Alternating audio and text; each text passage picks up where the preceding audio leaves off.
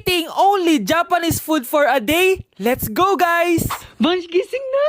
Ano ba yan? Nagbuko pa Japan, bilisan mo, tumayo ka na dyan, mag-empake ka na! Totoo ba?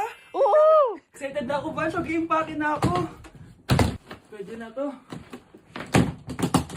Tara na, Vansh. Vansh, tara na. Hala, naniwala talaga siya, Diyos ko po. Vansh, tara na. Bilisan mo na. Wait lang, Vansh! Ano ba?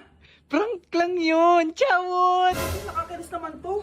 Pero may challenge ako sa'yo. Ano na naman yan? Eating only Japan foods for a day. At kapag nasucceed mo yon, pupunta tayo ng Japan. Tabi mo yan, Tara! Good morning, guys. So it's currently 10:08 a.m. and magbe-breakfast na tayo. So hanap tayo ng Japanese food. Guys, meron silang onigiri. May nakita akong Japanese drink ko, so try natin. Itadakimasu! Kainin na natin. So, nakalasa niya yung sa Japan. Wait, paano to? Hindi ko siya gets, pero ayan, ganyan siya.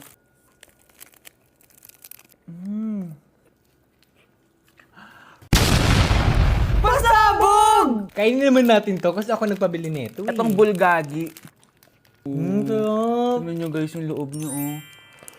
Kakabakal ko sa Japanese food. Tuturuan ko kayo kung paano magbuo ng onigiri. First step is... Ito pa? Oh, Okay, last etong salmon mayo. Tingnan natin. mas yung beef. Subtle lang yung lasa niya. Hindi siya sobrang malasa gaya nito. So, inom na tayo guys. Try natin to Milku. Milku, deodorant. Miku guys. Lasa siya Yakult. Sarap! Totoo ba? So yun lang naman sa breakfast natin. Excited na ako sa lunch and dinner kasi sa labas tayo kakain. It's lunchtime guys, and as usual, late na naman tayo magla-lunch. Ang kinikrave ko ngayon for lunch is ramen. So tignan pa natin kung ano pa pwede natin orderin na Japanese food. Guys, di ko alam na may entrance exam pala dito. Di pa naman ako nag-review. Usually guys, minamax ko lahat to. Papamax ko sa kanya lahat, pati yung spice para may challenge, tara. Guys, dumating na yung karaage. Oh my. Oh my God, ang sarap. Guys, nakikita nyo ba to? Kaya black yung kulay nito kasi squid ink daw yung ginamit dito. Weird siya pero masarap siya, gets. Sarap. So meron din siyang beef. Wow. Sobrang malasa siya, guys. Kung di pa kayo nakakatikim ng ramen, guys, ano pang ginagawa nyo? Bumili na kayo. Mukha lang siyang hindi nakakatakam pero masarap siya.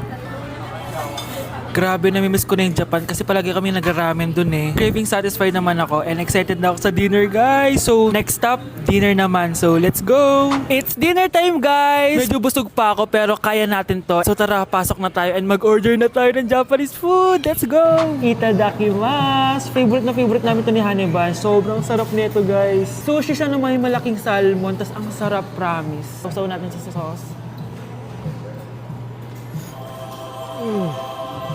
Bigyan mo ako ng best reaction mo. Nag-order din kami ng California Maki. Nag-order din ako ng yakiniku doon. Ayan ang tsura niya. Sarap niya, oh. Guys, tignan niyo.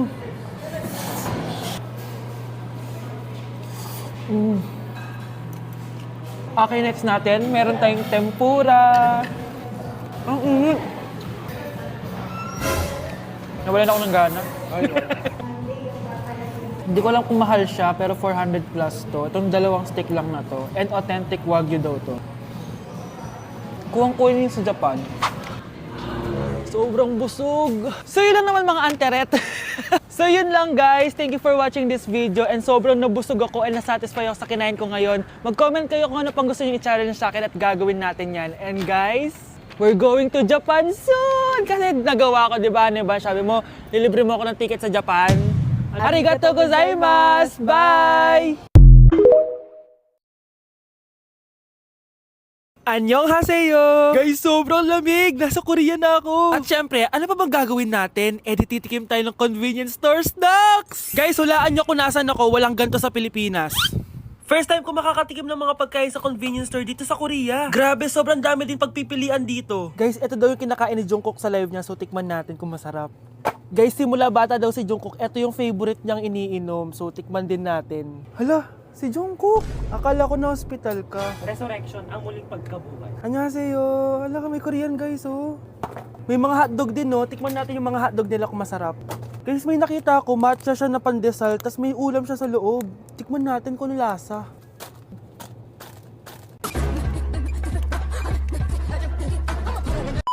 Charan! Tikman na natin sila, guys. Unahin na natin to favorite snack ni Jungkook. Kancho daw yung pangalan nito, guys. Tikman na natin. Sarap! Honey Bunch! And syempre, di natin pwedeng tikman nang wala si Jungkook. Jungkook imnida. Gets ko na kung bakit favorite ni Jungkook. Ang sarap na, guys! May kinuha si Honey Bunch kanina pero parang ang sarap, oh. So, tikman din natin. Ito yung tsura niya. Parang sarap. Manghang. Masarap siya. 7.5 out of 10. May mas masarap pa sa iba. So, inom muna tayo. Tikman natin to favorite drink ni Jungkook. Lasang banana. Pero hindi siya masyadong matamis, which is I like. 8.5 out of 10 to sa akin. So, next naman natin tong hotdog.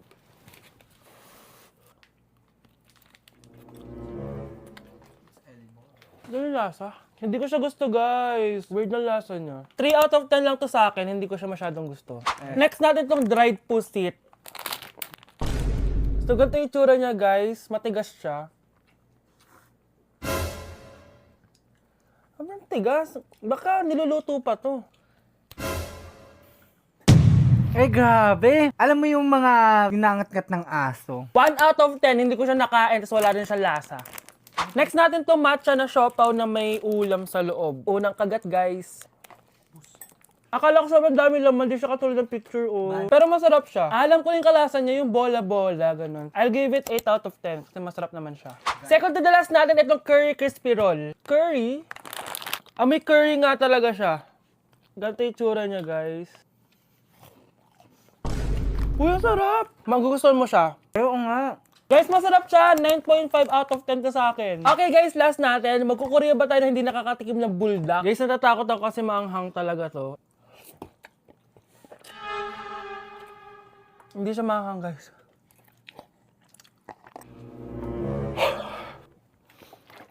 Bibigyan ko to ng 8 out of 10. Masarap naman siya kasi sobrang anghang niya. So, yun lang naman, guys. Kung gusto nyo ng part 2, mag-comment lang kayo dyan at gagawin natin yan. So, bye-bye! Ay, Nay! Good news! Nanalo ako sa loto! Totoo ba, anak? Tumama lahat ng numero sa panaginip ko, Nay. Ay, alam mo, anak, swerte ka talaga eh. Nay, may good news din ako. Gagraduate na ako next month! Talaga ba, anak? Akala ko talaga bagsak pa rin ako eh. Buti naman at di ka na ulit ng high school. Congrats! Good luck sa college! Mga anak, may good news din ako. Sabi ng doktor, magaling na daw ako sa sakit ko. So, ibig sabihin, hindi mo na kami makakalimutan, Nay? Oo, anak. Parang sunod-sunod yung swerte natin, Nay, no? Siyempre, dahil din yan kay Lord. O sige na, anong oras na? Matulog na tayo, ha? Good night, Nay.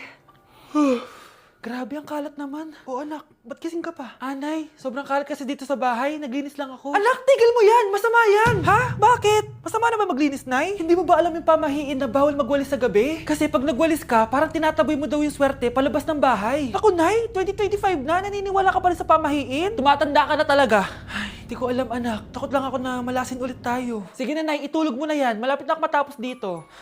Matulog ka na rin, ha? Nasaan na yun? Hindi pwede mawala yun! Oo, anak, ano nangyayari? Umagang-umaga sumisigaw ka. Nay, nawawala yung lotto ticket natin. Hindi natin makiklaim yung pera. Ha? Sige anak, tutulungan kita maghanap, ha? Ay, baka nandito lang yung banda. Oo anak, ba't ka umiiyak? Ayoko na. Ginawa ko naman lahat eh, pero binagsak pa rin ako ng teacher ko. Ano? Hindi na daw ako kasama sa mga gagraduate, Nay. Lahat ng effort ko nasayang. Anak! Nay, magpahinga ka muna. Ako na muna bahala dito. Ano na naman nangyayari sa pamilya natin? Anak? Scarlett? Kyle? Susan? Kamusta ka na? Dok? Ba't nandito ka? Dinalaw kita para kamustahin ka. Mga musta? Eh di ba sabi niyo magaling na ako, Dok? Yun din nakakala ko. Ha? Teka lang, nakita mo ba yung mga anak ko? Susan, matagal nang patay ang mga anak mo. Ha? Hindi mo ba naaalala? Pareho silang na-depress. Si Scarlett dahil sa nawala niyang lotto ticket. Si Kyle naman dahil hindi nakagraduate. Kaya, ayun. Kailangan mo ulit maggamot, Susan. Dahil lumalala na naman ang demensya mo.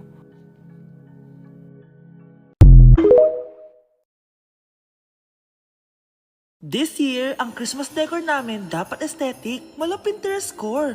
Minimalist but magical. Nay, ganito yung gusto kong Christmas decor. Need na lang natin ng ribbons, garlands, glitters, and maybe a glue gun. Tingnan mo, may ilaw pa sa bintana mo. Anong gusto mo, magparol show? Nay, trust the vision. Sige, basta, huwag kang gagastos ng bongga ha. Wow, ang ganda nito. Grabe, ang dami ng tao. Christmas season na nga talaga. Okay, good. Secured. Ayan, all added to basket na. Ayan, secured na talaga.